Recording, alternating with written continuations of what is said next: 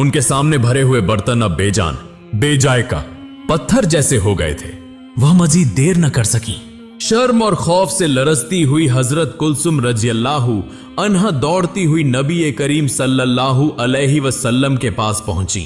कांपती हुई आवाज में अर्ज किया, या रसूल अल्लाह। सब कुछ बर्बाद हो गया, मैं क्या करूं? नबी अकरम सल्लल्लाहु अलैहि वसल्लम ने नरमी से फरमाया, मां कुलसुम, तुम्हें क्या हुआ? हजरत कुलसुम रजियल्लाहु अन्हा ने कहा, या रसूल अल्लाह, सारा खाना पत्थर बन गया है, यह क्यों हुआ? मैं कुछ नहीं समझ रही।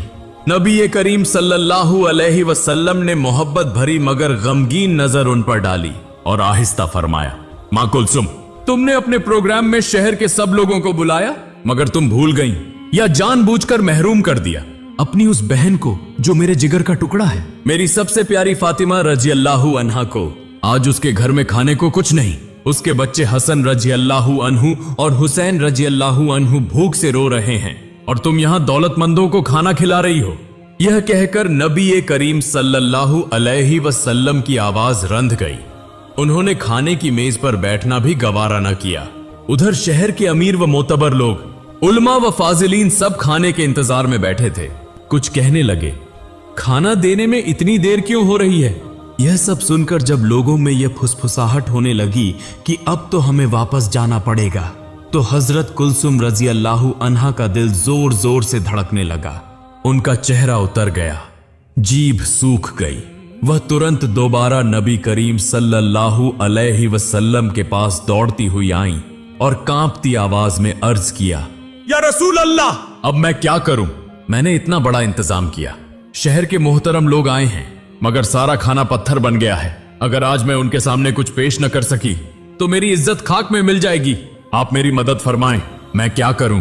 नबी करीम सल्लल्लाहु अलैहि वसल्लम ने गहरे सन्नाटे के साथ अपनी बेटी की तरफ देखा और फरमाया, मां कुलसुम, तुम समझ नहीं रही?